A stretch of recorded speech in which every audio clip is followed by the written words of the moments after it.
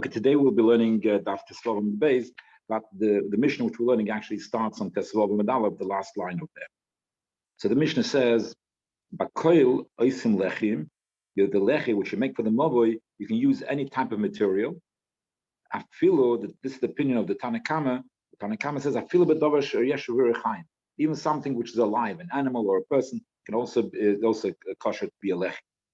Reb Meir disagrees, and he says that you cannot use it as a lechi. Umetame mishum goylel. Another thing is that if you take a balchayim and you use that as a goylel for a kever, a goylel for a kever is a stone which one puts on top of the mess after the mess is buried. So they used to put a stone over the mess. We're not talking about the matzeva, which is on top of the earth or anything like that. But we're talking about over the mess. They would put a stone, and that stone would be supported underneath it by smaller stones. Smaller stones, that would be the side stones. The side stones would be called doifik, and the stone on top would be called goylel. Now, it doesn't necessarily have to be a stone, so you can use other things as well to cover over the mess. So what happened if he used an animal, a live animal, that should be the cover or part of the cover over the mess. Now, the din of a goylel is that it's tomei. It's tomei like an oil is tomei, an oil of a mess is tomei. It is tomei. It's avia voisatum. So even though it doesn't touch the mess, the goylel is a special din which you learn out from the pasuk that the goylel has avia voisatuma, like a mess in that respect. There may be slight differences in dinim, etc. But so this. Balchai, if Balchai was used as a goylel, yes, let's say he tied it up or whatever and use it as a goylel, so then that is also Tomei according to the Tanakama. The Reb Meir Matayah. The Meir says a story. It's not considered a goylel. It's only when it becomes a goylel and it becomes designated as a goylel, only then does it get the tumah of a goylel. And so therefore, since according to Rabbi, the balchai cannot be designated as a goylel, so therefore it doesn't get the tumah of a goylel. If it touches it, it doesn't get the tumah of a goylel. Okay. The reason of Reb Meir why he disagrees with the Tanakama about lechi and about goylel, because he holds that it's in the Gemara Sukkah it explains it that he holds that a mechitza, which contains air inside it, so whether it's a balloon or a person or an animal, which they contain air inside them. So since they contain a mechitza, which part of the way which it's kept up as a mechitza is because of the air which is inside that mechitza, that is not considered a mechitza because the air is not considered. Is considered like nothing, and since the human being or the animal, or it could be like a balloon or a leather bag which has been blown up, since it's supported by air, then that cannot be the air is not considered anything to be effective to make something be considered a mechitza. That is according to the opinion of Reb Meir, and Tanakama disagrees and says it can be mechitza. Okay. Now comes another din that on the balchai, even on the balchai, the kosim will get noshim. If you want to write the get for a wife, you can write the get. It can be on a piece of paper, a piece of parchment, a leaf, piece of wood. You can write on any of a stone. You can write the get. You can also write the get on a person. Write on the person. Write on him the nusach get, and then or an animal. Let's say take an animal, write on the animal the nusach get, and give it to the wife. And that's okay, that's kosher. Rabbi Yosef Aguila is the one that disagrees and says possible. This is not machlekes between Reb Meir and Tanakama. This is a machlekes between Rabbi Yosef Aguila and the Tanakama. Okay. Tanya will learn the Brisa Meir Omer, Kol Davar Sheyesh Beruach Chaim, anything which has in it life, Ein Oisel Oisel L'Doifel L'Sukkah, as you cannot use it for any of any type of mechitzas. It will not be considered a mechitza. And he enumerates a few. This is the Lo Doifel L'Sukkah. You cannot use it as a wall of Sukkah.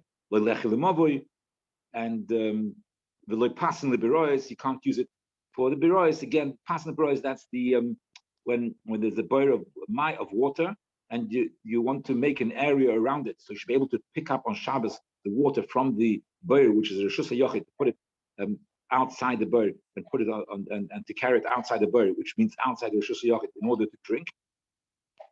So to enable that, they make these Jumadin, these L-shaped corners, which L-shaped corners, and that those L-shaped corners of wood, passing of planks of wood, each plank being the width of an amma. So and those corner L shapes of wood, they make the place inside the area a reshus hayachid. So you can't use that. You can't use animals for that. The loy goyel the kever. You cannot also use it as a goyel for a kever. You can put it there, but it doesn't become a goyel of a kever. It's not considered the goyel where it's not considered a covering for the kever. Right. Mishum Yogesi Haglili Olam Amru. Mishum the name of Yogesi Haglili. Af in case in all of this gitinosh. So you can't write on something which is a balchai. You cannot write the get. It's like he'll write on an animal, he'll write on the sheet, he'll write the get, then he'll give it to the wife. You cannot do that. It's possible. Masha'enkin the Tanakama, like it says, is kosher. Now, so like I mentioned, that the reasoning behind why it can't be used for mechitzas, that's discussed in Sukkah. Here we're going to discuss just the machlokes about gitei nosh. How come? What's the reason for the opinion that they can't use an animal for a get? Okay, so my time is Rabbi Yosef Glili. So what's the reason of Rabbi Yosef Glili? Why can't you use write to get on an animal if you can write it on a bark, on a branch, on anything, any material? What's it say? The Gemara says, the Tanya, we learned in the Brisa. It says, the Pasuk says, the person wants to divorce his wife. The cost of law, Sefer Krisos. So it says Sefer. Sefer. Sefer is what do you make a sefer from? Parchment. That's what we make a sefer from. So that means it has to be written on parchment. The Tanya is sefer, since it costs a sefer creases, ain't else sefer. So I would think you can only use sefer, which is parchment. Benign the Rabbi is called over. How do you know that you can write it on other things like I mentioned? If you like it on a leaf, you can write it on a piece of stone, as long as they're not mechuber. But that's not getting into it. Talmud Loimer, so it says the cost of law. So since it says the cost of law, so I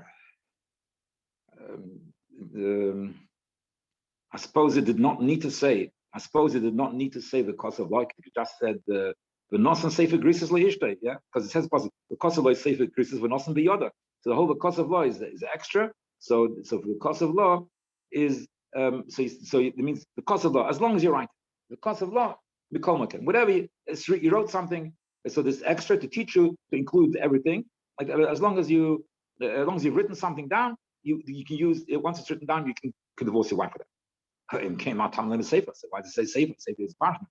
So it teaches us to teach you Mas Sefer Dover She'en Beruach Chaim, just like a Sefer that's going to be similar to a sefer. Einachanami, that besides parchment we include many other things, but nevertheless it should be similar to a sefer. And what is Mas Sefer Dover She'en Beruach Chaim? Just like a sefer piece of parchment doesn't have any life in it, but Eino Eichel doesn't need.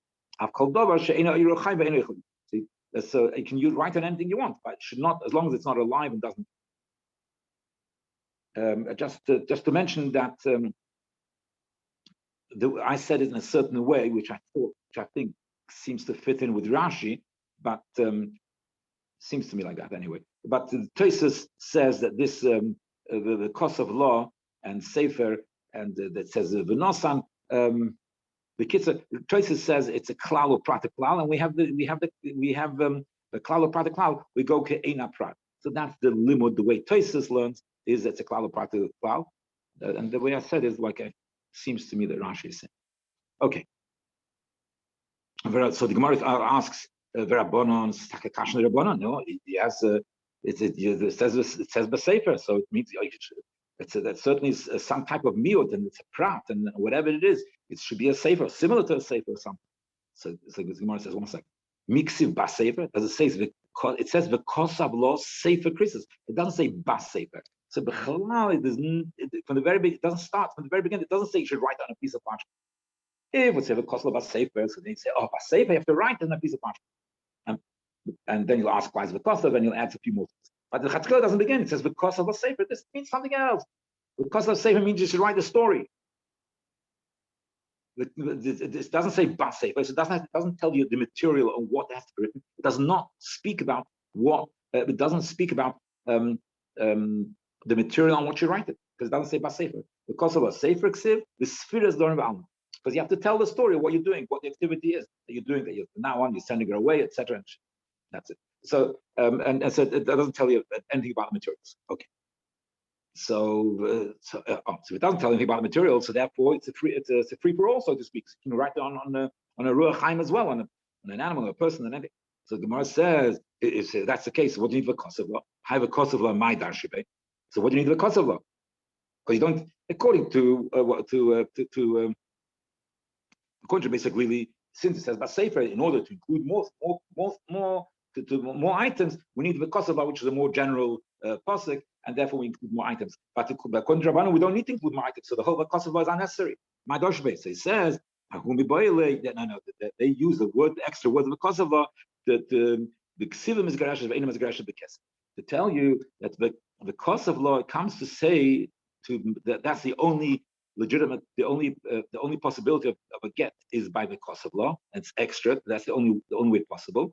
And you cannot use money like to just like he buys it with money. Maybe the redemption can also be through money. So it's venomous gerushes ibekesef. You cannot use kesef for gerish. Why would you think that you can use kesef for gerish? Where's the market? Where's the posik? I mean, you don't just make up these things by yourself. So the Gemara explains. Some kadai chaminix. I go for. We compare get to kedushin because the pasuk says it says or something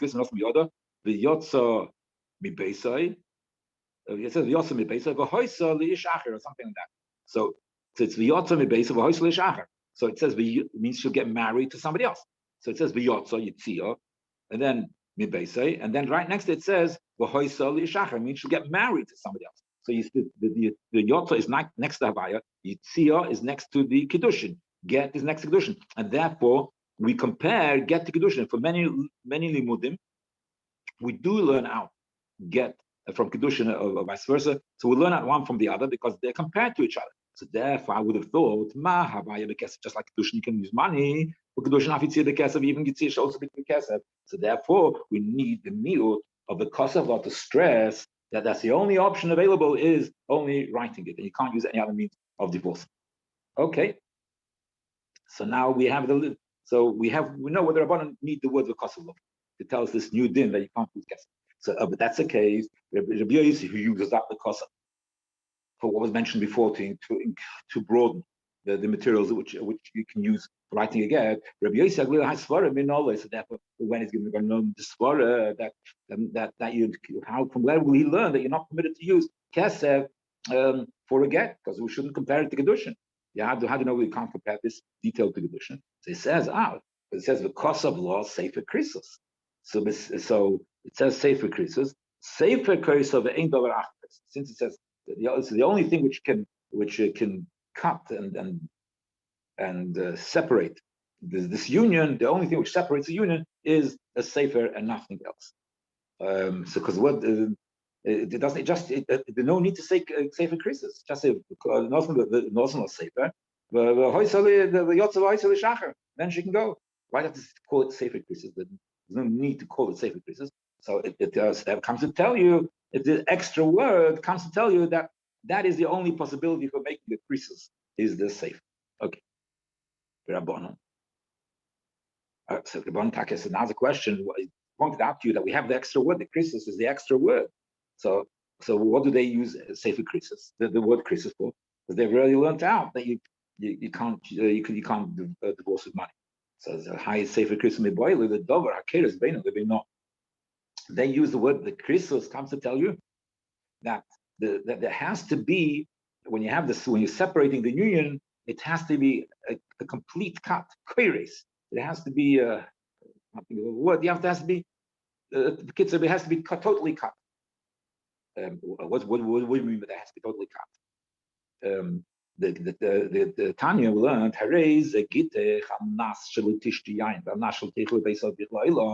somebody writes a tnai in the get. I'm giving you a get of one condition, that you should never drink wine, or you should never go to your father's house. You should never go to your father's house. That is not a get. That is a possible get.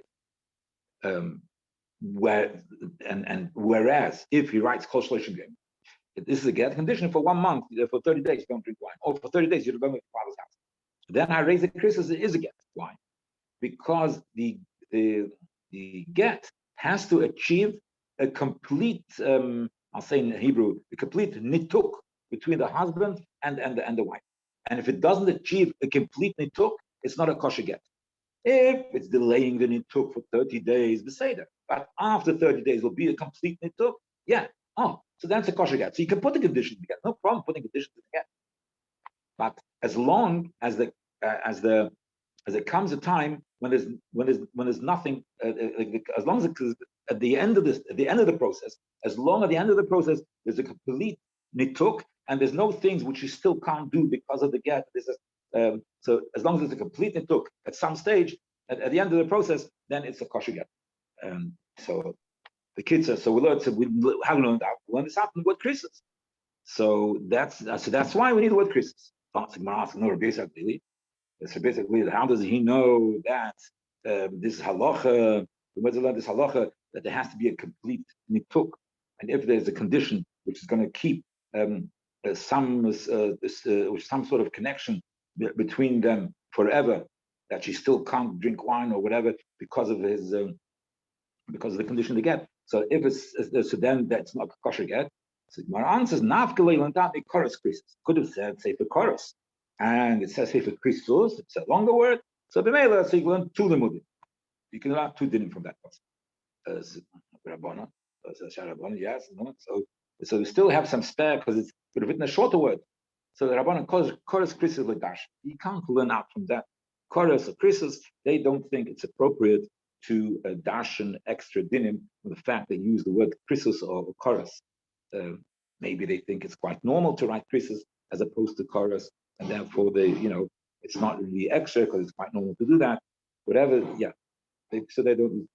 Okay, so we've done the discussion of the machlekes between Rabbi Yossi and the Chachamim, whether you can write the get on something which is alive. Says the Mishnah, Shayora Shechonsa b'bikol. If you have a caravan, so the caravan in the middle of the journey, so they stopped in a valley. Say that now a valley has no mechitzas. They want to be able to carry. So what do they? They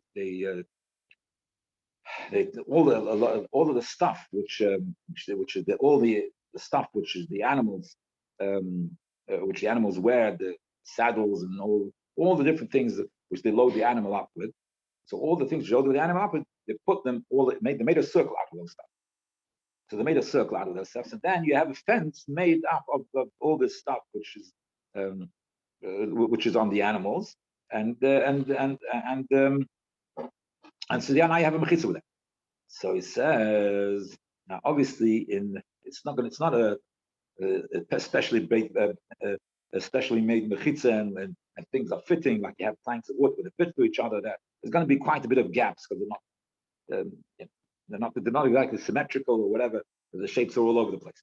So he says it is. So if they made them the mechitza, so they can carry it. So now, like otherwise, the carmel, a big valley which no mechitza, the carmel isn't, the carmel you're not allowed to carry. Now they've made it the Rosh Hashanah, so you're allowed to carry it. The Vaj make sure that it should be 10 tefachim high. That's one thing. The other thing is you shouldn't have more open spaces than the fenced off spaces. You shouldn't have more broken open spaces more than the built-up spaces built up with those luggage and all the stuff which happen. Okay. Then it says, if you have a break, one break, which is less than 10 amas or 10 amas, that's okay. It means you can Pesach. If you have one break, so that's okay, because if you have Godur Merubal apart, mostly fenced, and still in one place you have a 10 amma break, that's okay, because a 10 amma break is considered an entrance, which is normal. A mechitza should have an entrance. Yes, a mekan also, if you have the break is more than 10 amas, that's not considered an entrance anymore. It's considered a break in the mechitzas, and therefore I think it will be discussed a bit more in Daf Tezayin. And therefore it's not a mechitza, and therefore you're not able to carry in the encircled area. Okay, the kids are dvarim. Oh, sorry. Let us start from the Gemara. Itmer, to learn porutz kaimin.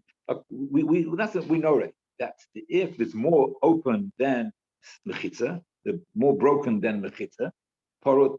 So it's more broken than mechitza, then we know it's not considered a good mechitza. Now, what happens if it's equal? The broken area and the standing mechitza area is equal. So porutz kaimin. So if it's equal, the open area, the area which we broken open, and the standing area. Rapapa says mutter. It's a good mechitza, you don't have to carry it. Also, it's equal. It's us. So Rapapa says, well, mutter, why? Because it says hochi admerach. This is what the Eibishter told Moshe Rabbeinu. Allah l'Moshe Sinai, because the Indian of what's it called? The Indian of mechitzas was told halacha was the inner mechitzas is halacha l'Moshe Sinai. So that's what the Eibishter told Moshe. He told him, loy tifritz ruba. When you have mechitza, you shouldn't have the break. Loy tifritz ruba. The broken should not be the right. So the broken should not be the right. That's what the words of the Eibishter. No, the broken should not be. So as long as the broken is not the right, if it's equal, it's kosher. Because the Eibishter said, you should not have the broken more than the right. Okay. Also, he says the nusach what the Eibishter said to Moshe Rabbeinu was slightly different. He says, this is what the Eibishter said to Moshe. You should make sure that the when you have broken areas and fenced areas, that the fenced area should be the right. That the fenced area should be the right. So therefore, if the fenced area is not the right, it's equal to the broken area. So then you're not allowed to carry. Okay, so now we're going to try and bring rayas. We're going to try and bring rayas that porotz ka'omed is kosher. We're going to try to bring rayas to that porotz ka'omed is kosher. Tanan, we learned now Mishnah. So what's the nusach in our Mishnah? The nusach in our Mishnah is below you pirtzos yiseiras al binyan. You shouldn't have the broken more than the binyan.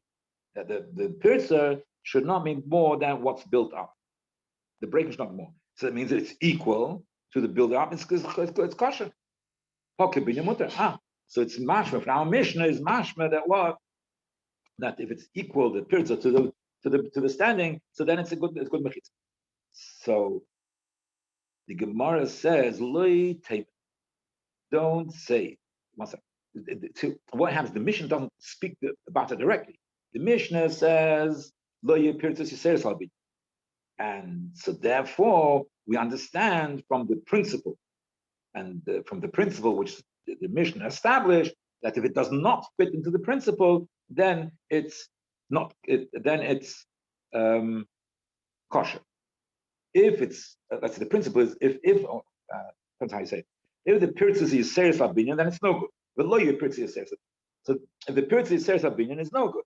So therefore, if it's not like so, the principle is if the pirtzis serious binyan is no good. That means that if it's equal to the binyan, that's not included in the principle. It's because mutter. So the Gemara says, lo tema hakib binyan mutter. Don't say it comes to exclude what's not included in this principle, which means don't say that it comes to exclude that if it's equal, it's mutter. In binyan, yes, ala pirza mutter. That you should say that it comes. This principle is said in such a way to tell you that if there's more building, and there's more building than broken, then it's that's what it doesn't mean to exclude that. It means this principle is set such a way not to exclude if it's equal, that then it's mutter. It comes to exclude that if the majority is built, that's what is. So the Gemara doesn't really accept that. So one second, the Gemara says, "Abu kebinyan mai also."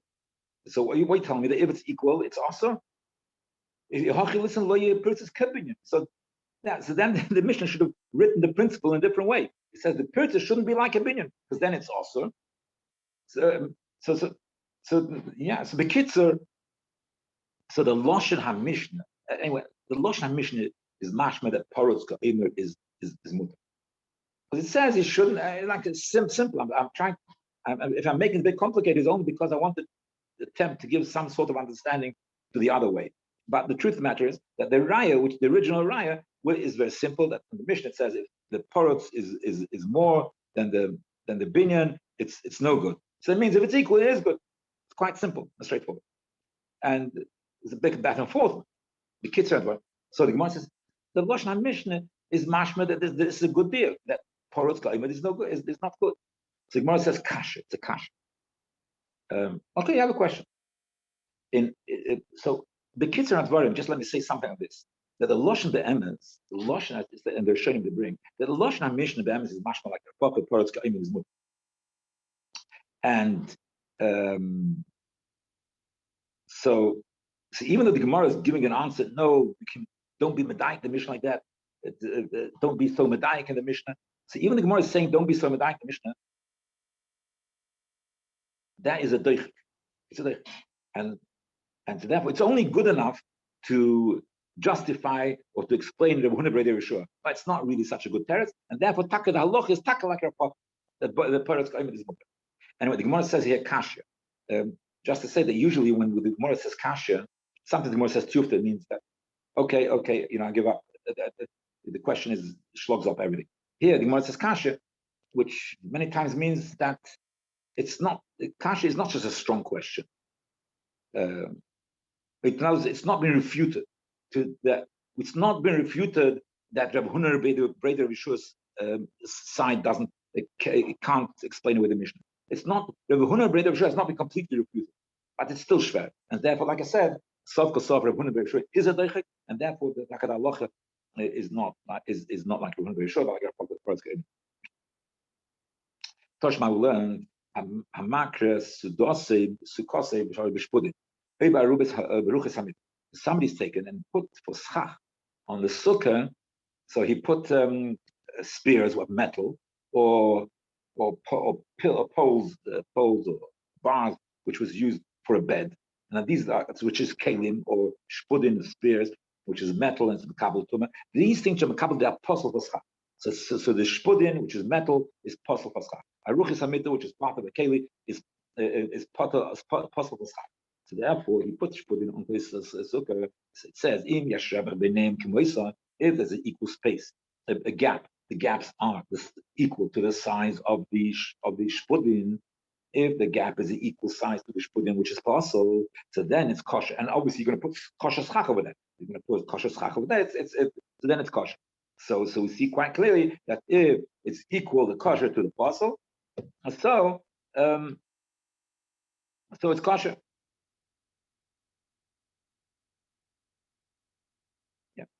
So the Gemara says, so it's a riot to Rav Papa. So the Gemara says, no.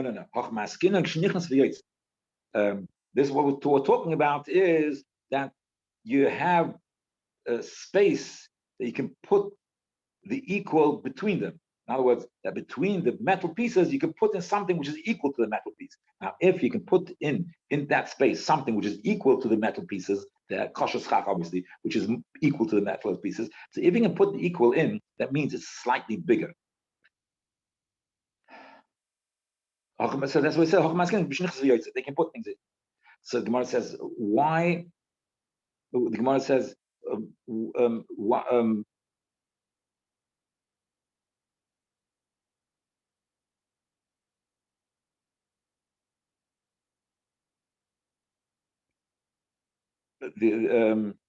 why do you say that? The Gemara says, why do you say that there has to be the extra space? It's possible to be exact. You're able to make it exact. The Mishnah says, if there's a space equal, so you can make it exactly equal. It's possible. Take a ruler and you can make it exactly equal. Why do you say that it's a bit extra? So the question of the Gemara is, well, actually, it sounds. If the Mishnah says so it can be done. You can make it exactly. Why do you say that? The Kitzer, Rav Ami said, yes, it's true. It's true that actually it's something, but our Mishnah is not talking about such a case. Yes, you can make it exactly equal. It's possible, but nevertheless, that's not what our Mishnah is talking about. That it gives a bit of extra space, so you can put the things in an equal size of kosher schach. You can put in the gaps between. So therefore, equals and the madif, yeah, and therefore it's going to be a bit more. You can put it in. It's going to be a bit more. Rabbi says, Im hoyin erev. So the way Rashi explains it is that he puts the kosher schach across at right angles. The way the puzzle schach is lying, so that the puzzle schach is lying like lines. He has bars, puzzle bars on the top of the schach. They're lying one way, and then at right angles to that, he puts the kosher schach, and so therefore, even though it's going to put small pieces of kosher schach, like it doesn't put a load. In the end, it's going to be more kosher schach, because if the kosher schach is at right angles, and even if you put small pieces of schach, there's still going to be a little bit what's going to be resting on the non-kosher bars. So that means the pile is going to be on top of that sukkah. There's going to be a majority of kosher schach over puzzle schach. And so that's why. So you're going to end up with being heveroi kosher. So if it's not raya, that if it's equal to kosher to the puzzle, that it's kosher. That's what it says. We need to put the thing to the right angle. Okay.